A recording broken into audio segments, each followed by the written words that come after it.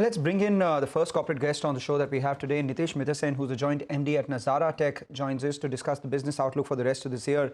Nitesh, thank you for joining in. We'll talk about your revenues, where you reported a 70% jump out there, but there were margin issues, etc. But at the time when you join us, it is tough for everyone in the stock markets, etc. We're mourning the passing away of Rakesh Jhunjhunwala, and RJ was an early investor in Nazara pre-IPO, etc. Currently, as well, holds about 10% stake in the company.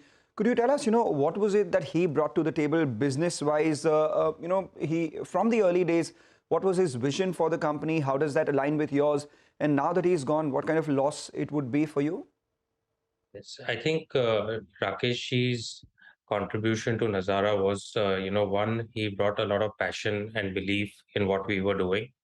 He believed that the gaming industry in India could be very large and not only become large in India, but also become dominant. Indian gaming companies could become dominant globally. And with that thought is, why he backed us for the long term. More than his money, I think in the last 5 years, Rakesh was very generous with his time that he gave to us. And we got a lot of clarity in a lot of strategic areas we were focusing on. The big picture, which may be, not specific to gaming per se, but business in general, and the experiences he had over the years he shared with us. And just his general encouragement of us was very useful for us. So we have a lot of learnings. We value those learnings and the confidence that he had in us. We hold it very dearly, and we will always value that as a prized possession at Nazara. Absolutely, Nitesh. I think the entire stock market, the entire fraternity as well, they've learned so much from Mr. Jhunjhunwala itself. Let's move on, though. Let's talk about business now.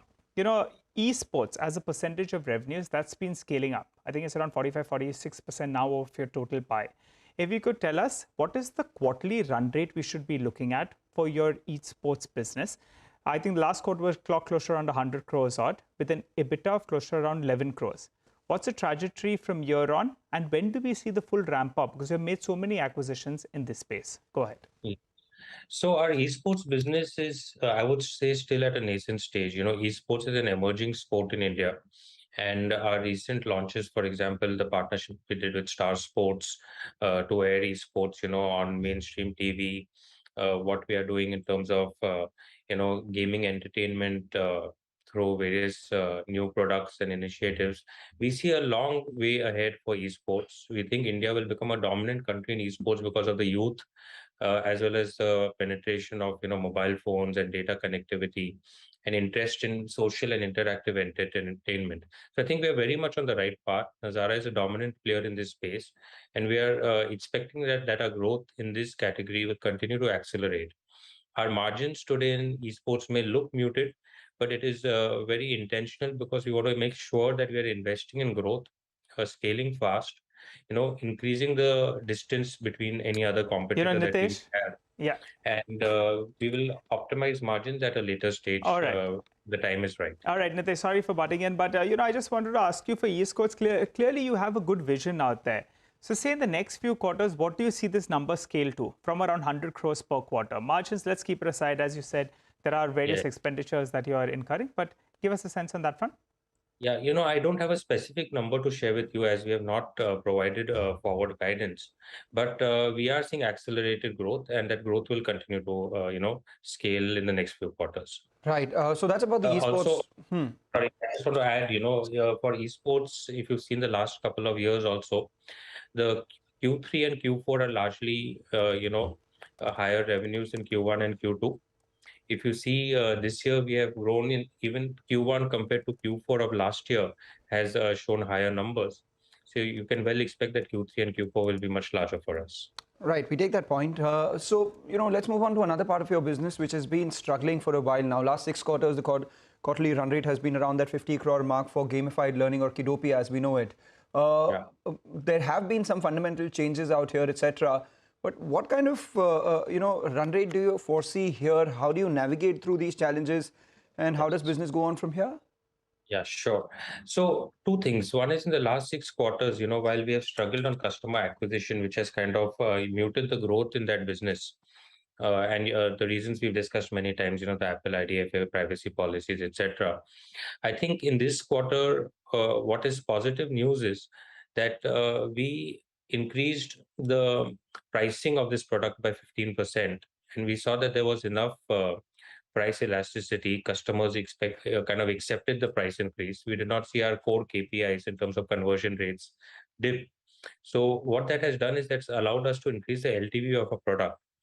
And our cost of acquisition, which earlier used to be 26, 27 US dollars in the US, is now elevated to 36, $37, which I would say is the new normal. But the price increase has allowed us to kind of, neutralize the cost increase.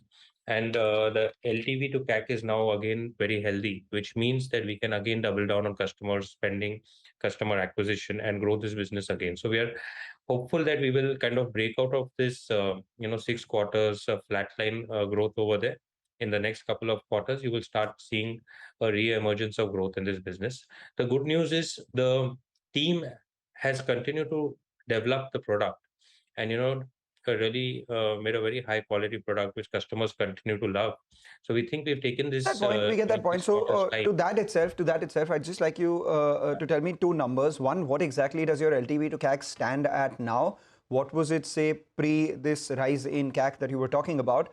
And secondly, you said this 50 crore, you've taken a 15% sort of hike. Assuming everything is normal, this could go all the way up to what, 60 crores on a run rate going forward, or will it be higher because now you'll be getting some more customers as well? Yeah. So just to understand that perspective properly, when we increase the pricing, it only becomes applicable to new customers and not our existing customer base.